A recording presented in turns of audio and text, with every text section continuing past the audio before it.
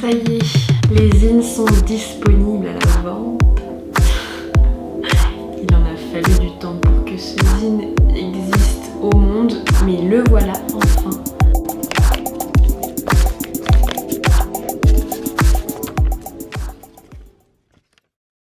En septembre dernier, mon congé mat prenait officiellement fin. Je venais de passer plusieurs mois coupée du monde avec ma famille, mes amis, mon bébé et aussi surtout coupée des réseaux sociaux.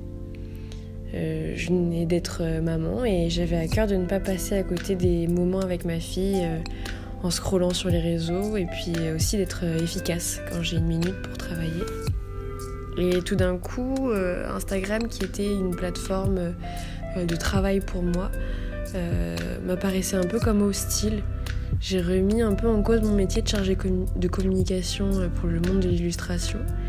Et une question qui s'est imposée à moi, c'était est-ce que j'ai toujours envie de conseiller aux artistes, de toujours plus poster sur une plateforme qui nous vole notre temps, notre énergie, notre concentration ? J'ai donc initié une réflexion sur d'autres moyens de valoriser son art quand on est artiste, afin de ne pas mettre tous ses œufs dans le même panier et de sortir un peu de ce cercle vicieux d'Instagram. J'ai documenté tout ça sur Patreon et parmi mes alternatives préférées, il y avait le zine. Aujourd'hui, je vous parle du zine.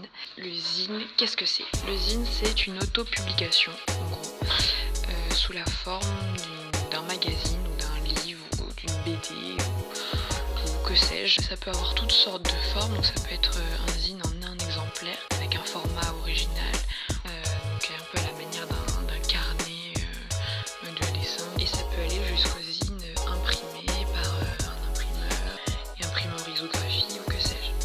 Dans tous les cas, c'est une publication indépendante et ça peut avoir plein de sujets différents. Et donc aujourd'hui, j'aimerais vous partager les arguments en faveur de la création d'un zine pour votre propre carrière artistique, toujours dans l'idée, dans cette réflexion globale que j'ai commencé début septembre, qui est comment se débarrasser de l'impératif d'Instagram.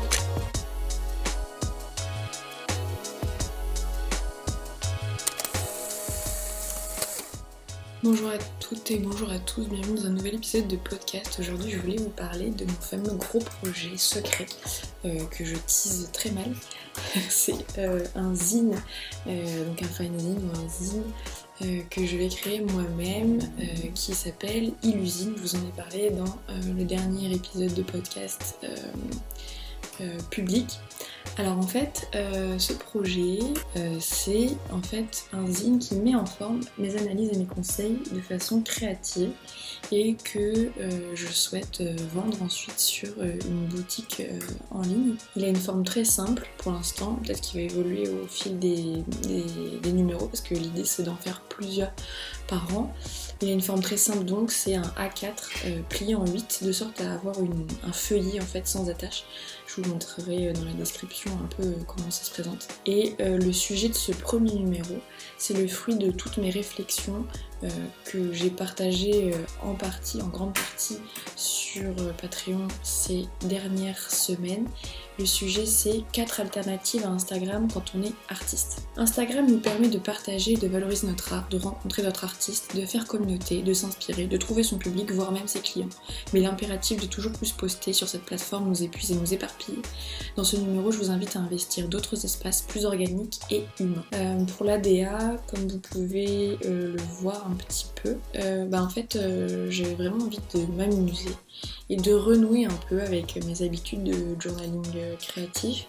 Et en fait, je vous ferai un sketchbook tour de mon cahier perso où justement j'ai cette pratique un petit peu du collage, du dessin libre, naïf, décomplexé, qui m'a beaucoup inspirée pour la direction artistique, c'est un grand mot, mais de ce zine. Qui me tient tellement à cœur que j'en fais des insomnies. Je suis tellement à fond que j'y pense nuit et jour. Donc voilà, c'est vraiment, je suis vraiment très pressée de sortir ça, de vous le montrer, de vous le proposer. J'ai réalisé toutes les pages à la main sur des feuilles A4 sur lesquelles je suis venue faire du collage et écrire les titres pour les grandes parties d'usine, et j'ai fait une mise en page un peu plus poussée pour la couverture et la quatrième de couverture. Quand on déplie le zine, il va y avoir une page A4 et j'ai également écrit les grands titres de cette page là. Donc je vais tout scanner pour ensuite travailler sur Canva pour écrire le contenu du zine. J'ai choisi de ne pas écrire à la main les textes pour que ça soit bien lisible parce que c'est un tout petit format. Et donc on va faire ça. Une fois que j'ai fini d'écrire le contenu du zine, je crée un PDF où j'assemble tous mes fichiers pour que toutes les pages soient dans le bon sens, et j'ai imprimé un premier jet, un prototype, pour voir s'il n'y avait pas de faute d'orthographe et pour voir si avec le pliage tout était dans le bon ordre et tout était à l'endroit. Et une fois que c'est fait, une fois que la relecture est terminée, j'imprime tout ça à Bureau Vallée chez l'imprimeur.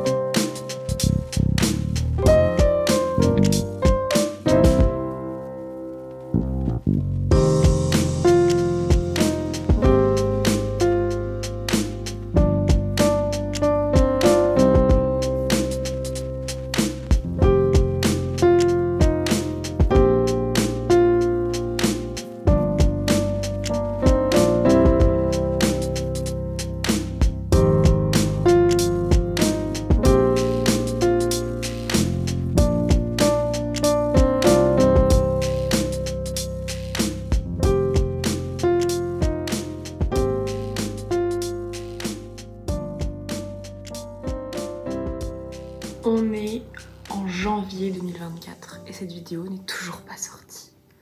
Mais c'est ok. J'ai commencé à vendre mon zine sur Patreon, uniquement pour mes contributrices et contributeurs Patreon du 2e niveau. Donc j'ai eu quelques ventes, c'était chouette. Et maintenant il faut que je m'occupe de la boutique pour le vendre à tout le monde. J'ai décidé de vendre ça sur Etsy parce que j'ai un peu la flemme de construire une boutique sur mon site internet. On verra peut-être plus tard, mais en attendant Etsy, je pense que c'est un bon point de départ et je pense que c'est pas antinomique avec l'idée d'avoir une boutique ensuite par la suite qui m'appartienne sur mon site internet, parce que ça permet quand même Etsy d'avoir une visibilité qu'un site internet n'a pas. Les gens peuvent tomber sur mon travail contrairement à une boutique en ligne perso. Et en fait, comme je l'ai montré plus tôt dans la vidéo, il y a déjà pas mal de zines qui sont vendus sur Etsy. Et donc si tu cherches zine et que tu filtres avec des boutiques que françaises, tu tombes sur plein de créateurs de zines. Et donc bah voilà, si je peux faire partie un petit peu de cette communauté d'artistes qui vendent leurs créations sur la boutique, bah je suis partante.